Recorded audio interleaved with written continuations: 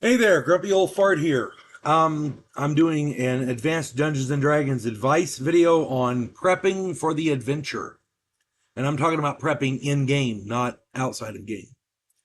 Before I get into this, though, if you enjoy my content, it would really help me out if you could hit the like button, subscribe to my channel, share my content on all of your social media platforms, and post a comment or two. Remember, I welcome your comments, even if you disagree with me. And check me out over on Rumble for my political commentary and weekly current events. If you enjoy a good book, check out my author page on Amazon.com. My pen name is H.L. Anderson. You can find all of my books there, including the tabletop role-playing game Outlaw Trails. I've done tons of videos on my channel. It's a fun game. I finally got it published. So there you go. You can get it and play it with your family and friends. There's no magic or monsters. It's just role-playing in the Old West. You get to go on cattle drives, hunt down outlaws, become an outlaw. All of that's included in the game.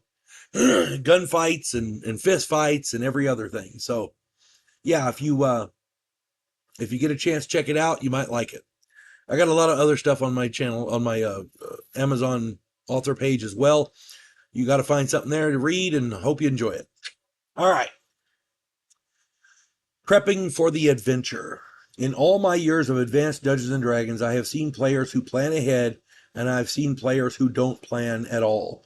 Then there are the players who overplan, and the players who plan wrong. All right, first, players who do not plan ahead are asking to lose their player characters. Players who overplan waste a lot of coinage. Players who plan wrong are just confusing. They're going to waste coinage, but they're just confusing. The players who plan ahead are a step ahead and stand the best chance to survive and come away with the treasure. Planning ahead is so essential that I'm going to outline how I do it. As a player, this is how I do it. It's not always successful, but it usually works pretty well. First off, at character creation. Excuse me. At character creation, you have to start with the basics, the essentials. Spellcasters need spell components, spell books, holy symbols, etc. Thieves need thieves' tools. Fighter types need armor and weapons.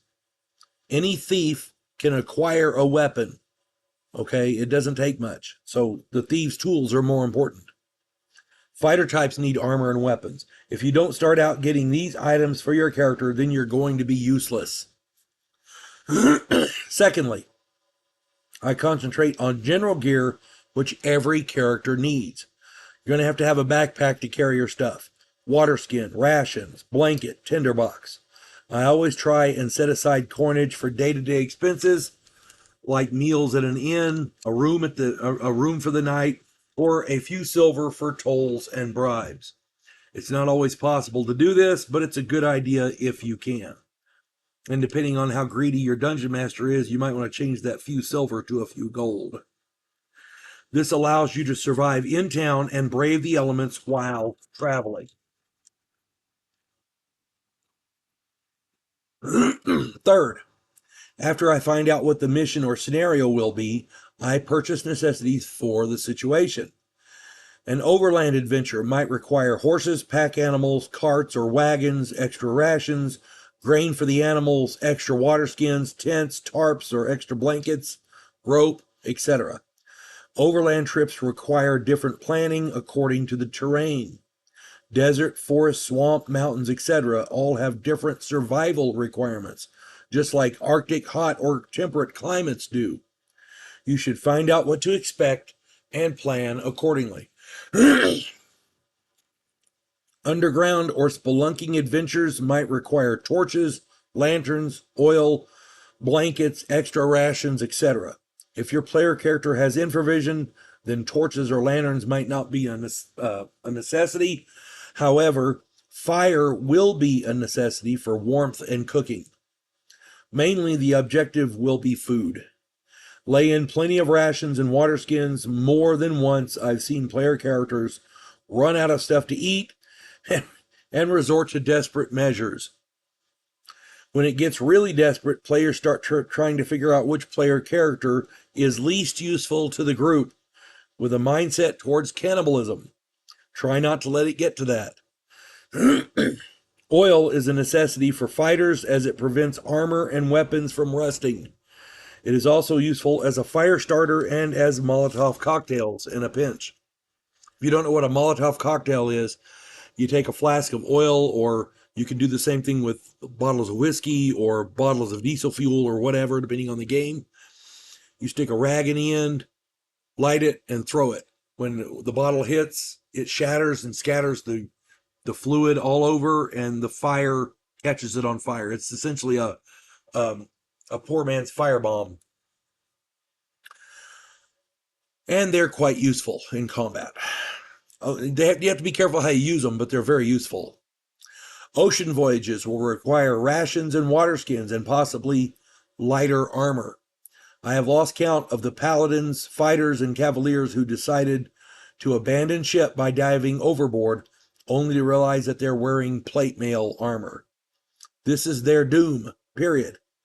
Leather or lighter armor is much better suited for naval actions. You don't necessarily be able to swim well, but at least you can stay afloat. There is a reason Japanese samurai use wooden armor.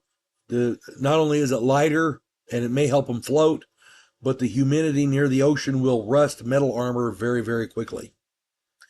Whenever possible, acquire a map of the area you will be operating in. If a map is not available, try and speak with people who are familiar with the area, so you know the general layout, the terrain, the climate, what to expect as far as locals and monsters, etc. Specific landmarks, water holes, violent locals, weather patterns, and the like should be of specific note. Ultimately, any specific monsters should be prepared for. If you're going to fight something, you want to be prepared to fight it. After all, once you find the great ancient huge black dragon or whatever monster is known to be there, it might be nice to have a way to deal with it one way or the other. The last thing you want to do in such an instance is to improvise. Making stuff up as you go along is not a plan. Now that I've pounded the plan ahead mantra into you, here's the rub. Every plan is perfect until the shit hits the fan. Then every plan goes to shit. Remember the 7 essentials. 1, plan ahead. 2, prepare for that plan to fail. 3, have an escape plan. 4, prepare for that escape plan to fail. 5, have a survival plan. 6, have another survival plan. And 7, have a third survival plan. Remember, FEAR is an acronym for when all else fails. Forget everything and run. If you're in the military, that F is another word, but yeah. This acronym has saved more player characters than any plan in history.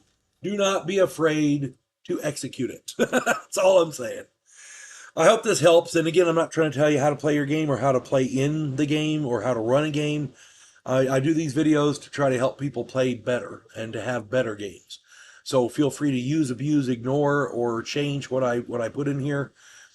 And again, I hope this finds everybody well. If anybody has any additions or subtractions, changes, stick it in the comments. I'm sure we'd all love to read them. You folks have a good one now. God bless one and all.